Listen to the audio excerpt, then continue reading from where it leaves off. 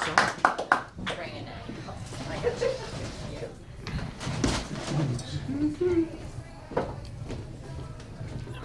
Hello. Was Kara just hitting on me? I thought so. I wasn't sure, but I was like, I'm gonna ask and see what they think. I'm a little bit stuffy, so I apologize for that. I was having sex earlier this week and this guy came on my face, so now I have a sinus infection. So it's really hard to deal with, so just be careful where you aim. That's the moral of that story. I decided lately that I wanted to lose some weight. It was actually yesterday when I tried to walk up my stairs and couldn't breathe. I was like, you should do something about that. So I started the elimination diet. You guys, do you know what this is? Well, it's not even, I don't know that that's really what it's called, but the day after I started this diet, I shit for like 5 hours straight. So I was like, now you're called the elimination diet. And then I was making out with this guy and I farted. Well, I sharted is really what happened. So that eliminated him out of the day. I was like, come back, it was just the thunder from down under. And he didn't think that was very cute. He just left. So I'm single, shocking, I know. Surprise. I'm single because I'm really bad at dating. Really. I know, you look shocked right now. Really, really bad at dating. This past year I dated an alcoholic stalker. That was a fun experience. Little tip, if you're gonna be an alcoholic, there's many, many things that you can do. Being a stalker is not one of them. Crash into cars, pass out on your couch and burn your fucking house down. Those are things you can do while you're an alcoholic. Stalker, no. He would sit out in front of my house and text me that he was outside in front of my house. 9 a.m. Hey, I'm shit-faced, just sitting out in front of your house watching you. You want to talk? Yeah, you need to give up one of those. The other fun experience I had was dating a polyamorous man. You guys know what this is? Polyamory. So he was married. Polyamory, if you don't know, is where you're so sick of your partner that you pawn them off on whoever the fuck will take them. That's the true definition of polyamory.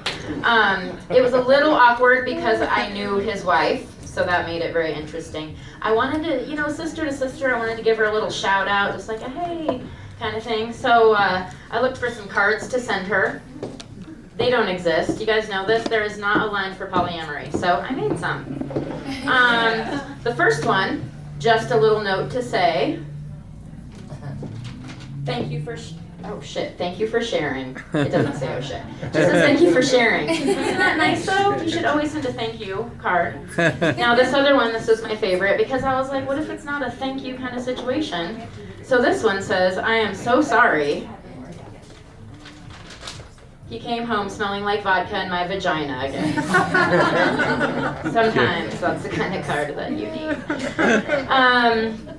Other interesting thing that happened was I was doing some online dating and I was messaging back and forth with a paraplegic man. Wow, judgy. Walk, don't walk, I don't give a shit. I'm over here thinking about the positives. I'm like, hey, fucking great parking everywhere we go. Do you know the seats that you get at Red Rocks when you're in a wheelchair? It's fucking incredible. Go for really long walks and I get tired and he's like, come on babe, I gotcha. And we roll off into the sunset. That's fucking great, don't judge. So I'm over here dreaming, we're really getting along well, and then he sends me a second message. And he says, so what do you do for fun? Without even thinking, I said, stand up. Have you ever tried it? Yeah. He was like, you're a bitch. And then obviously stopped messaging me. So that went nowhere. Absolutely nowhere. So I stopped online dating because that was just a shit show, obviously. I decided to start manifesting. You guys know what manifestation is? Manifestation, the rules of manifestation is that you believe that you already have what it is that you want. You act like you have it. You manifest it into being.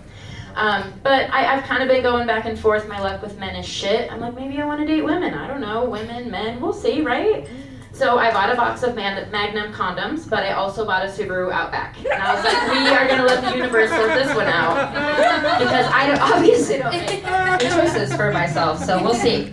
Neither one of them have been filled yet, FYI, just so you know. Both empty. How's your guys' 420?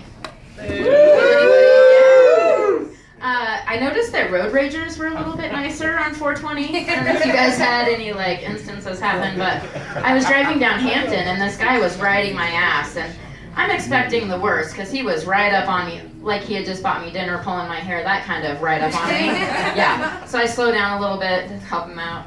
And I noticed he had these flags on his car. One of them was like a Bronco flag. The other one was like a Confederate Army or whatever those flags are. And then the other one was like a Trump flag, which I don't know if you guys have seen these. It just looks like this like horrible yellow hair flowing in the wind. And it kind of smells like hate. It's weird little flag.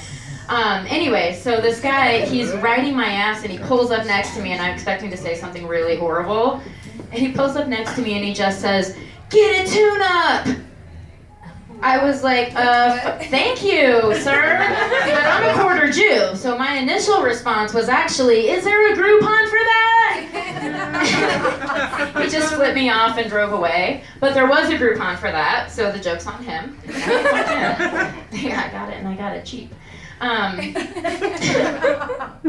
I still eat bacon. I'm not that. It's not that part of me that's Jewish. It's just the part that's really good at saving money. Really fucking good at saving money.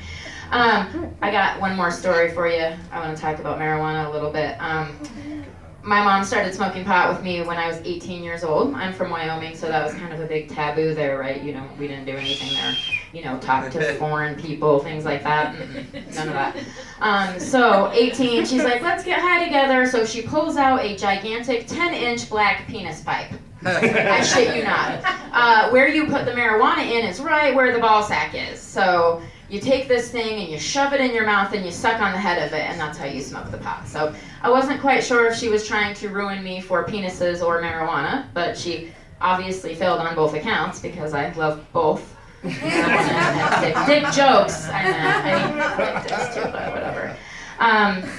Do you guys have a favorite pot name? Favorite strain? Yep. What's your favorite strain? Shipwreck. Shipwreck. Like a pirate. Yeah. Arg.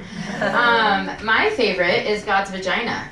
Have you heard of this? This is a real thing. God's Vagina. It is a strain. I was thinking we could convert people with this shit, right? You love God, you love vaginas, you know you want some of this in your mouth, come on, right? But then the gay men are like, I don't know if I'm so much into the vaginas, maybe God, I don't know. Guess what, guys? We've got some Satan's anus for you.